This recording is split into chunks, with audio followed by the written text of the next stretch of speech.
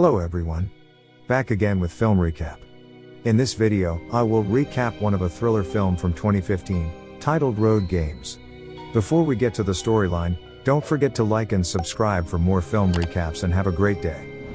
Without further ado, let's get straight to the storyline. The film begins with a scene of someone who is managing a body in some place. After that, the body was mutilated and buried right away. Not long after, the scene switched to a man named Jack. Jack was waiting for a car to pick him up at the side of the road.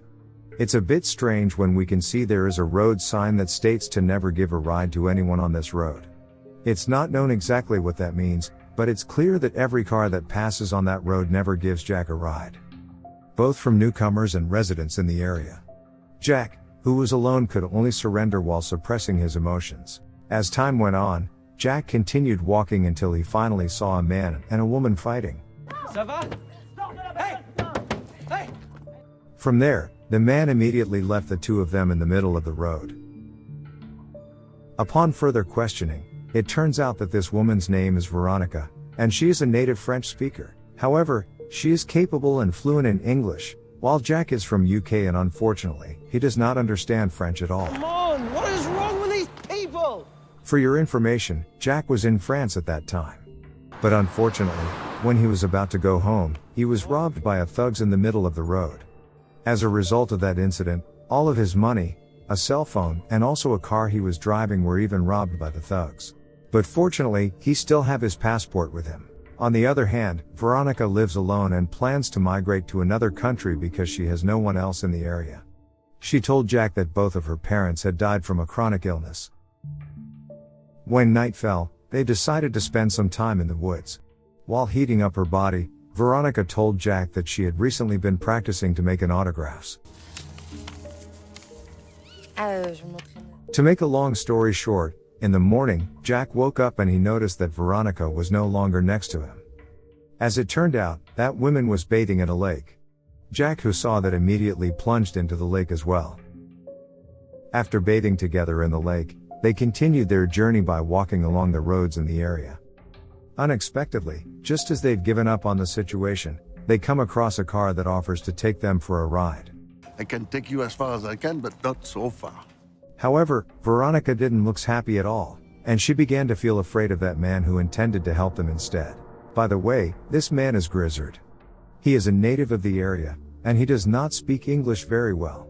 Therefore, he decided to take Jack and Veronica to stay at his house first, and meet his wife who previously lived in England. Well, Jack can't refuse the invitation and they immediately go to the man's house. Following that, Jack and Veronica, who had arrived, were immediately greeted by Grizzard's wife, Mary. From there, Jack was sent into his bedroom by Mary, while Veronica was sent by Grizzard to her bedroom.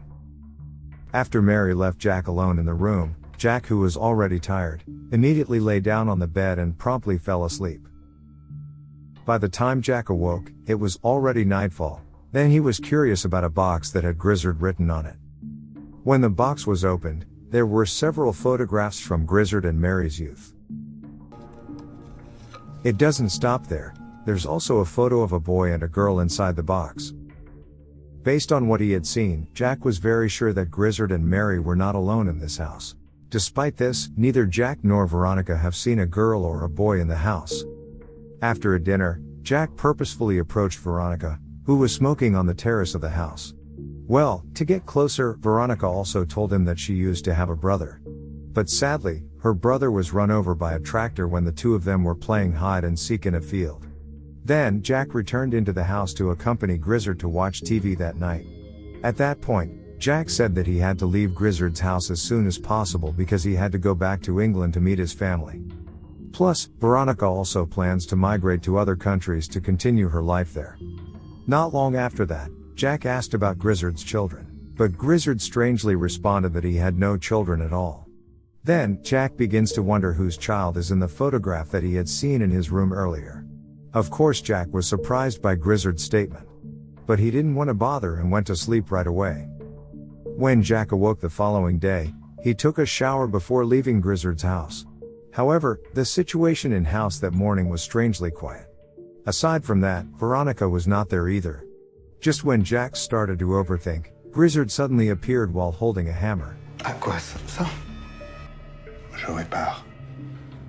Grizzard then said that Veronica had left earlier that morning, and she didn't feel comfortable to wake up Jack, who was asleep. From what Grizzard said, Jack became more suspicious of Grizzard's actions instead, even though Grizzard admitted that he had just finished repairing the cupboard door. In the end, Jack began to believe Grizzard's words after seeing a letter, written by Veronica before she left the house. Jack was upset after reading the letter. It's just probably for the best. Unexpectedly, from the letter, Jack began to realize that something was wrong. To be more specific, Veronica's autographs did not match what he had seen when they were stranded on the side of the road. Unfortunately, just as he was about to realize the oddity, Jack was suddenly beaten by someone until he fainted at that moment. When he woke up, he had already been moved to a pickup car, which we had also seen at the beginning of the film. From here, it turns out that Jack was deliberately tied and kidnapped by a middle-aged man named Delacroix. Well, Jack immediately realized that he was already in a psychopath's lair. Ces pauvres bêtes sont tellement amochées que je peux rien en faire. Et puis, parfois... Furthermore, Delacroix also didn't provide more information and even fed him a plate of food. And it turned out that all of the threats Delacroix gave to Jack were nothing more than bluffs. Non! Mais non, bougre d'imbécile. He simply did it to stop Jack from fighting him at the moment. After that, the rope on Jack's hand was untied, and Delacroix then took a photo of him with a camera. I'm not sure what is the point of taking his photo. Delacroix then carried him back into the pickup truck while put a duct tape in his mouth. It didn't stop there. Delacroix also intended to anesthetize him with a syringe he had prepared. Luckily, just as Jack was about to get an injection, Delacroix's mind drifted to the stove, which was still burning and emitting smoke. From there, Jack immediately tried to escape as quickly as possible, and went as far away from the man's target. After he walked far away, Jack eventually made it back to Grizzard's house. Then, he saw Mary and Grizzard again, who were getting ready to leave the house.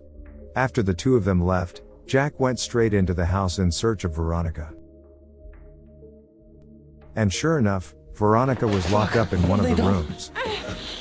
Without further ado, Jack released her right away. But unexpectedly, Grizzard and Mary had returned to the house at the time. That girl cannot leave this house. Fortunately, they both managed to run away from the house. However, their escape was then realized by Mary and Grizzard, who had started to panic. In the end, they couldn't escape since they were just running, compared to Mary and Grizzard, who were chasing them using the car. As a result, Jack and Veronica have no other choice and forced to face Mary and Grizzard. Veronica still not giving up at that time, she then immediately brought Jack to run away to a cabin. They then decided to hide in that cabin. But surprisingly, the cabin turned out to be Delacroix's cabin, and he had also arrived to the cabin. Qui est là? Bon, arrêtez vos conneries maintenant. Delacroix, on the other hand, was confused after Veronica showed herself in front of him. At that moment, Jack threatened Delacroix with a shotgun, until he slipped and was stuck in a sharp iron.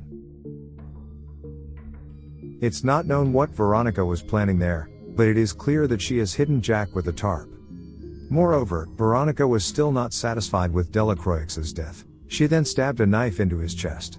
After that, Grizzard and Mary entered the cabin. Grizzard then immediately spoke in French with Veronica. In French, Veronica referred to him as Dad.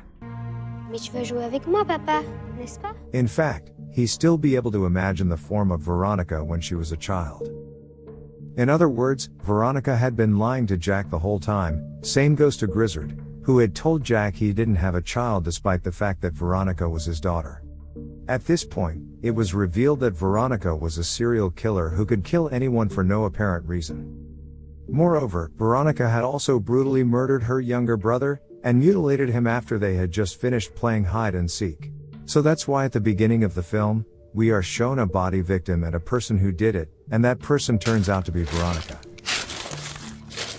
But unfortunately, since Jack had gone mad with this situation, he no longer wanted to listen to Mary and Grizzard's explanation, which is in fact they're Veronica's parents. Unfortunately, Mary, who was just wanted to tell Jack in English words, was immediately beaten by Veronica until she fainted. Then, only Grizzard remained at that point. Grizzard couldn't do anything else at the moment, and he also had no other choice and could only just give up after being left by Veronica and Jack. Before the film ended, Veronica took Jack away from the country with a happy smile on her face, while Jack himself felt the same way.